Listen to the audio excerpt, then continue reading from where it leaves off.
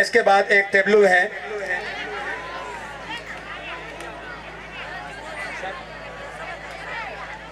पाकिस्तान जिंदाबाद के नाम से। सिराज और उनकी टीम से गुजारिश है कि वो स्टेज पर तशरीफ लाए और पाकिस्तान जिंदाबाद के नाम से एक टेबलू आप लोग के सामने पेश करें। क्लास 5th ए के सिराज और उनकी टीम।